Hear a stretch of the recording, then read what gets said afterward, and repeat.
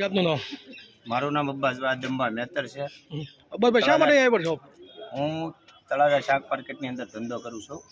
હવે સાહેબ અમારો એક પ્રશ્ન છે કે છેલ્લા 4 મહિના થા જે પોલીસ તળાજા પોલીસ જે છે એ પડદાના સ્વરૂપે જે અમારે માથે જે દબંગગીરી ગુજારી રહી છે કે કોના ઈશારે જે કામ કરે છે, કોના દબાણ હેઠળ કામ કરતા છે એ તો ઉપરવાળો જાણે, પણ જે 4 મહિનાથી અમને જે હેરાન કરવામાં આવે છે પોલીસવાળાથી કે પડદા તમારે નહીં રાખવાના, સતરિયું નહીં રાખવાના, તો સાહેબ એવું તો ક્યાં ગામમાં અને ભારતની અંદર ક્યાં એવા કાયદામાં આવ્યું કે કોઈ એક શાકભાજી વેચતો હોય, કોઈ મજૂર માણસ ધંધો કરતો હોય તો એ સઅહીંયા ધંધો ન કરી શકે? પોલીસ સ્ટેશને અમે આજીજી કરવા જાવી, દરખાસ્ત મૌખિક રીતે રજૂઆત કરવા જાવી તો એમ કે અમને પોલીસને વાંધો નથી, તમે નગરપાલિકા આગળ જાઓ. નગરપાલિકા આગળ જાવી તો એમ કે તમે પોલીસ આગળ જાઓ.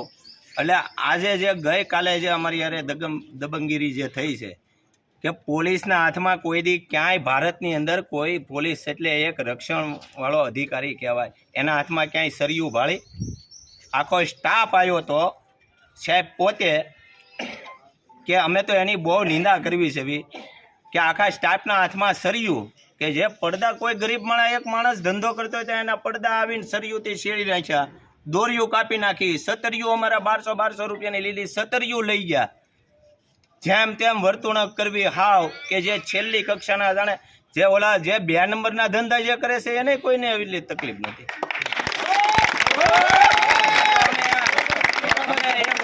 અમે એક પથાણું પાથરીને જે ધંધો કરવી છે આજે 400-500 રૂપિયા કમાવી છે એની ના નહીં. આજ કોઈના ઘરે કોઈ જો 400-500 રૂપિયા નહીં ન જતો હોય તો એનું ઘર કેમ હાલે છે? આજ અમે અમારો ધંધો કરવી છે તો પોલીસવાળા અમને બધી રીતે હેરાન કરે છે. કોઈ નવો પીએસઆઈ બદલાય, કોઈ સાહેબ નવા બદલાય તો એક હરીફરીને એક માર્કેટમાં સ્પોન્સરની ઇમેજ બનાવવા આવે. હવે કોના ઈશારે આવતા હોય તો કોને ખબર છે? એટલે આજે અમને બહુ અસહન થઈ ગયું.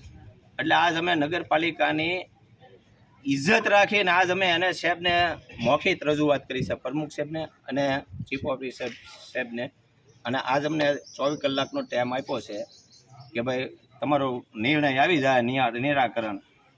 એ છતાં અમે એને કીધું છે કે સાહેબ આજ તો અમે અત્યારે તો અમે મૌખિક રજૂઆત કરી, પણ જો 24 કલાક પછી અમારો પ્રશ્ન હાલ નહીં થાય તો અમે અહીંયા ભૂખ હડતાલ ઉપર ગાંધી માર્ગે હાલશું, ભૂખ હડતાલ ઉપર ઉતરી જઈશું, માર્કેટો બધી બંધ થઈ જશે, જેથી કરી આખા શહેરને શાકભાજીને એની બધાને તકલીફ પડી જાય છે. એટલે અમારી એક આજીજાના દરખાસ્ત છે કે ચીફ ઓફિસર આની નોંધ લ્યો.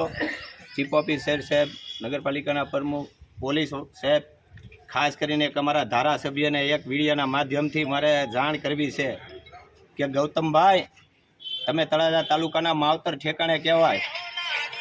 આજ તમને સારા માણસ જોઈને તમને આજ છૂટાવ્યા. આજ તમારી પાસે કોઈ પણ માર્કેટવાળા આવે ને તમે ડાયરેક્ટ એમ ચોક પડદા હાટું તો નહીં જ આવવાનું, તો એવા ક્યાં કાયદામાં લખ્યું? તમે જ્યારે